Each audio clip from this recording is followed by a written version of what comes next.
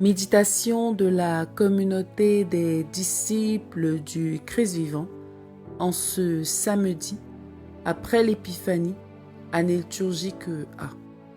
Première lecture. Lecture de la première lettre de Saint Jean au chapitre 5, les versets 14 à 21. Bien-aimés, voici l'assurance que nous avons auprès de Dieu. Si nous faisons une demande selon sa volonté, il nous écoute.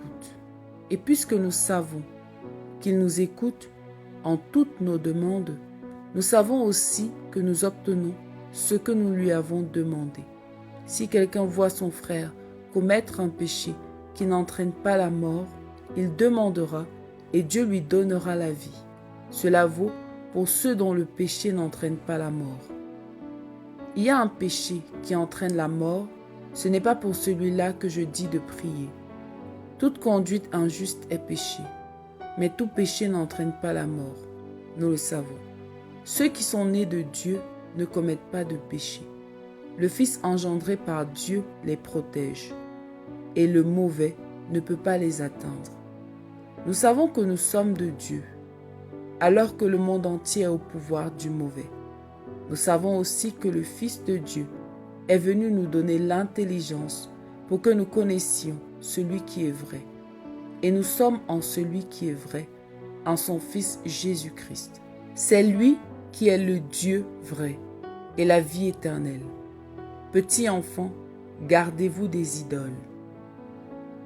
Parole du Seigneur. Méditation. Frères et sœurs bien-aimés dans le Seigneur, que la grâce de notre Seigneur Jésus-Christ abonde dans chacune de nos vies. La première lecture, tirée de la première lettre de Saint Jean que nous avons pu parcourir cette semaine, nous édifie encore sur un aspect de l'amour du prochain. Comment aimer l'autre lorsqu'il pêche? Comment aimer celui qui fait le mal, celui qui fait ce qui est contraire à la volonté de Dieu? Comment aimer celui qui a succombé à la tentation?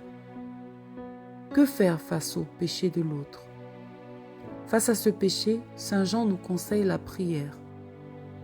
Au lieu de critiquer, de juger, de bavarder, de condamner, le vrai geste d'amour, c'est de prier pour notre prochain, de prier pour sa conversion, pour que le Seigneur lui donne la force de lutter contre le péché et d'en sortir.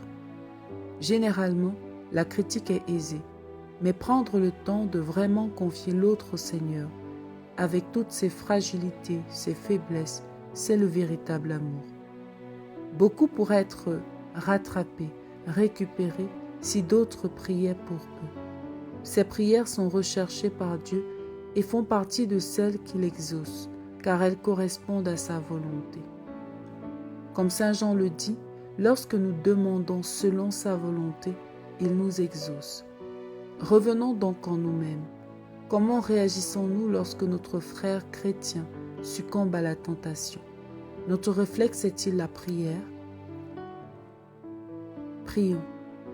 Seigneur, donne-nous la grâce d'aimer comme toi et de voir les autres avec ton regard. Aide-nous à savoir utiliser l'arme de la prière pour ramener le plus de vie à toi. Intercession.